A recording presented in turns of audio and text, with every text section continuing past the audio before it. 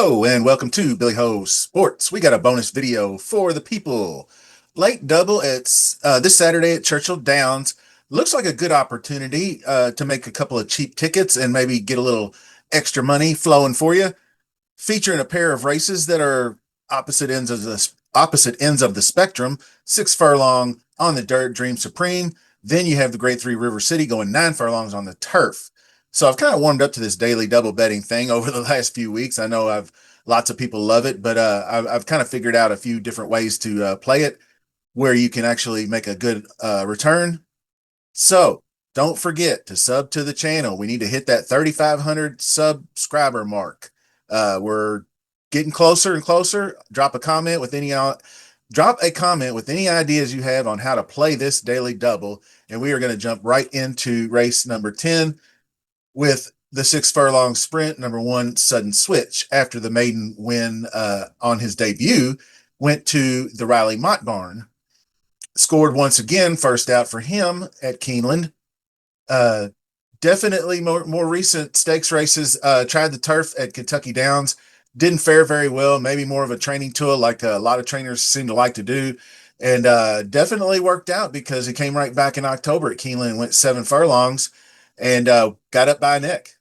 So probably not going to be a use in this one. I think maybe just a little bit of a class jump, but not too bad. And then you got Taliesin. And this one, 10 lifetime starts, 5 wins at Parks. And this is not Parks. So I think the tracks aren't that dissimilar, as in maybe, for his ability to hold that speed, winning by 9. But that -9, -13 pace figure right here. Oh, and by the way, 16K optional claiming, just the class is just not there. So Jersey Pearl, this is the first one I got some interest in. Nice allowance win here, going 6.5 at Churchill Downs, 2 for 2 at Churchill Downs. And there's the distance right here. 9 starts, 4, 3, and 2. That's another solid record. And this one, yeah, the speed figures don't jump off the page at you, but there is some past experience. Had run in the test, the Prowers against Alva Star, had beaten Alva Star once before. That actually, who was a very good sprinter. Pig Ale, other horses. So I think the class is there. I think this one's gearing up for a better race. This is only the 3rd start of the year. The first one debuted with a 2nd place finish in Prairie Meadows, July 4th, and then the race at Churchill on September 11th. So this should be a logical spot to move up. Hilarito, another one. There's lots of early speed in this race. This is another one with good figures, just versus a similar company, optional claiming 100K, 80K. Ran pretty well at Churchill Downs and Keeneland. This one might go overlooked, and you got probably the hottest jockey at Churchill Downs right now, Tyler Gaffleone, who's just tearing it up on both surfaces. Really doing good. 22% clip with the sprinters. This one's a threat. I might have to look deeper on this one at the end of the show. Number 5, Top. Good Indiana Oaks, ran 2nd to Clecote. But other than that, just really took a crash at Charlestown, which that's a 2-turn bull ring for 7th furlong. So definitely better at the 6 furlong distance. But no races at Churchill Downs and versus a little bit lesser company. So I'll pass on that one. Tap It Quick, another one I'll pass on. Just recently made a 93 missing by a neck at Keeneland. That was obviously the horse we talked about just a few seconds ago. Held the lead the whole way and was run down by a Sudden Switch. I don't think the speed's there for that one. Here's Our Disaster. This is the one, like I said, dominated the Gallant Bob. Back-to-back 99s, 99, 98, 93, 102. Just nothing but just strong speed figures. But just the one race at Churchill back in September 2024, which she won by 2 1/4. I think that she is going to go to the front on the lead and face some pressure. And the only thing that I'm going to go against her on is the sloppy sealed track. Like you can maintain speed on sloppy sealed. Like the win here and the honorable miss held pretty well. Actually, it was just run down by Helena's Forte late in the race there. But I think on Churchill's dirt, it's a little heavier and a little more honest down the stretch and sets up for horses that come from off the pace a little better.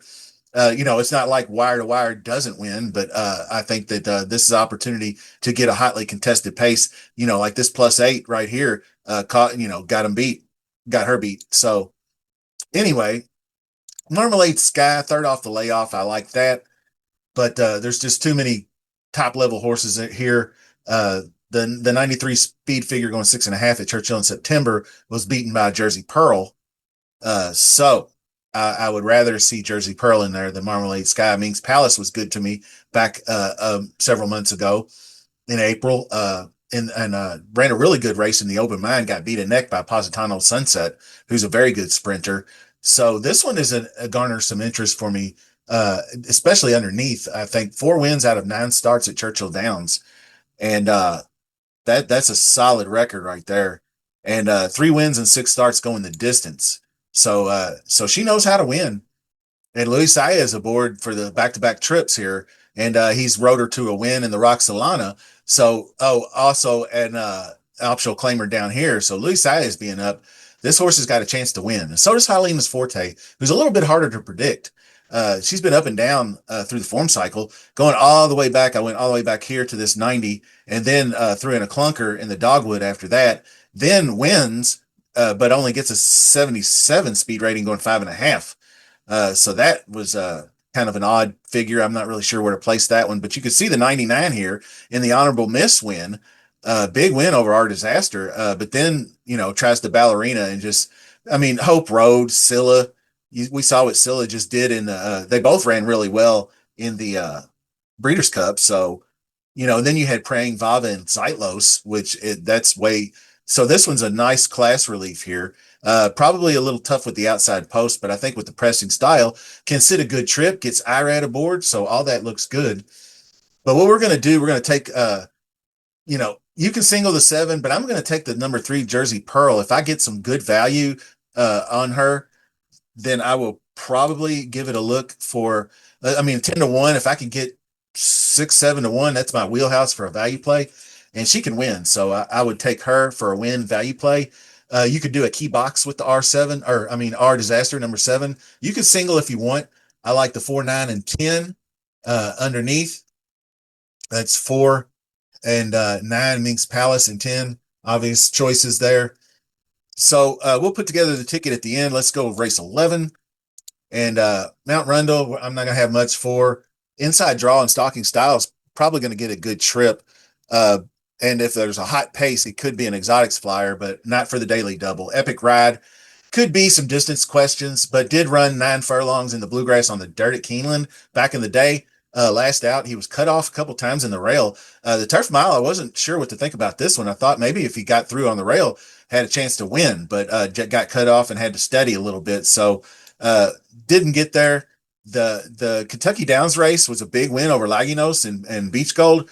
So then, you have the Kentucky Downs preview at Ellis was beaten by Beach Gold, beat Encino. So Epic Ride is a horse that you could use definitely in exotics. Should be pushing toward the front as far as I can see. Likes to get out front. Quattro Centro, that's going to be a big pass for me. Faded in the Coolmore Mile going out front. That was just at a mile distance. Too much pressure up front. I don't think you're not going to get a -10, -8 pace and try to cruise home to a victory versus this field. So we go to Encino, the Prisk Downs Mile winner, got off slow and had to change tactics. Down here came from off the pace. So as soon as it was like a half a second almost, Pratt got held in the gate. And then as soon as he saw that he missed the break, he immediately took the horse to the rail and saved ground the whole way. This was on the all-weather track, obviously. And you can see the 109 closing speed figure. So the horse can do it, has been able to run all these good races. And Encino, with Irad aboard, Brad Cox is definitely a dangerous horse, Godolphin owned and bred. Wolfie's Dyna Ghost is another one. Now with Brian Lynch, made over $1 million the hard way, just in the money, 20 out of 30 starts, with 12 wins though, but just not a lot of big time wins. Did win the autumn grade 2 at Woodbine on the all weather, but so 50% in the money on the turf. So you could probably roll the dice on an exotics play. but I think I'm going to pass. Too much early speed in this race. I feel like a lot of these horses are going to get run by, and you're going to see them fifth or sixth. Chasing the Crown. This is the one to beat. I mean, 99, 98 speed figures. Only ran twice this year. Came out in the Pacific World Cup. Big 64 odds there, but ran a great closing and actually stymied inside. So had a little trip trouble, but still got there and only beaten a length and a half in that race. Then obviously goes to Kentucky Downs and dominates in the handicap going a mile.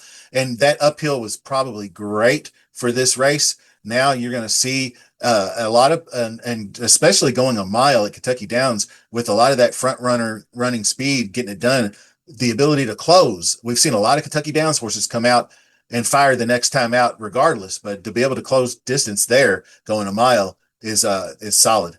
So that's probably going to be a top choice. 7-2 would be a gift. Tyler Gaffleone, hot jock.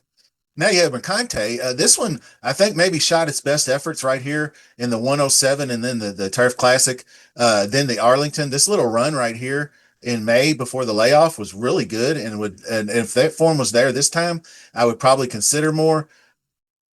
But came out at Ellis and was beaten as the favorite. Then finished fourth at Kentucky Downs.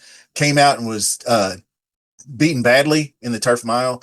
So I think maybe this one's best days are behind him. Corruption is probably underneath only for this one, as far as I'm concerned.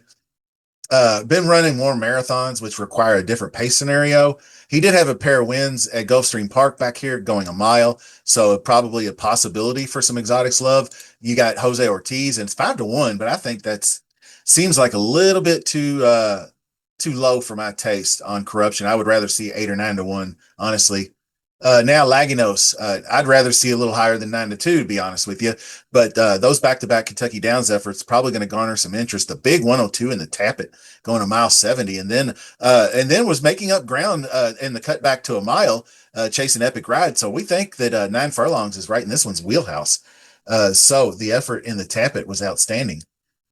Now, can he carry that form back to Churchill Downs? That's the problem. I don't think so.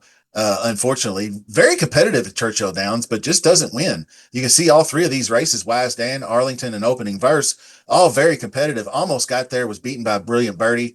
That was a big disappointment for me. I thought we had that one. Definitely using on the tickets gets Frankie Dettori, probably one of his last rides before he makes his retirement. So you're gonna get his best for Steve Asmussen. So English Channel runs out, or English Channel comes up next. Wayne Catalano defeated some good horses. Cameo Performance and Yinzer here, going a mile and a 16th on the good surface. But I don't think I'm going to get there with this one. Jared Luffberry, outside post, tough to overcome. Too many others I like in here. All 80 speed figures. I don't think that gets it done. Tappet Shoes is another one. Was on the Derby Trail at one time, but I don't think they just can't seem to find a place for this one. Did get a win here at Ellis Park, but that was against optional claimers. Just a complete toss in my opinion. Taking Candy, I'd probably consider underneath plays. There's upside if he gets pace to chase. You can see by the 98 at Ellis Park here, you had that hot early pace. Made up some ground. I know it was fifth place finish, but just two back. So that was a blanket spread on the field there with Epic Ride and Encino. Beach Gold got there just at the wire. The Wise Dan was a good race, only beating 3/4 lengths there. So, got the Fairgrounds turf right here going the same distance with the win. Interesting horse. But we're going to go number 6, chasing the crown for the win and the key. I would use 2-4-5-9 underneath.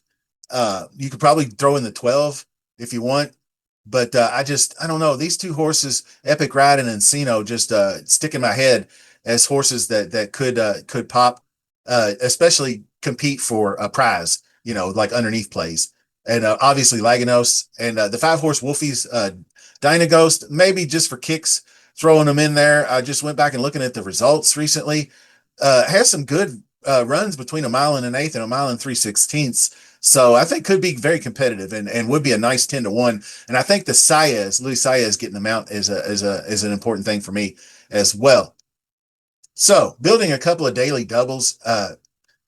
It's hard to say. You could single Our Disaster the 7, but I'm going to play like a 3-7. I'm going to play like a $5 daily double, use the 3 and the 7 then with singling the 6. I think the singling the 6 is one that I might stick with, but I might also throw in something more off the rails for the underneath. But the single on the backside with Chasing the Crown just looks too good to pass up.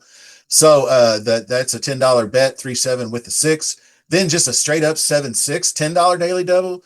Or the third option is fading the 7 and then go 3-9-10 with the 6. That's a $4 daily double, cost you 12.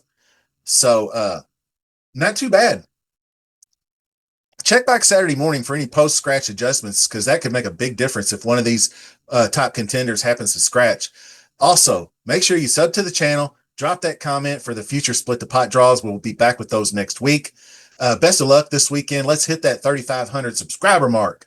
Click that like button on your way out. We'll see you.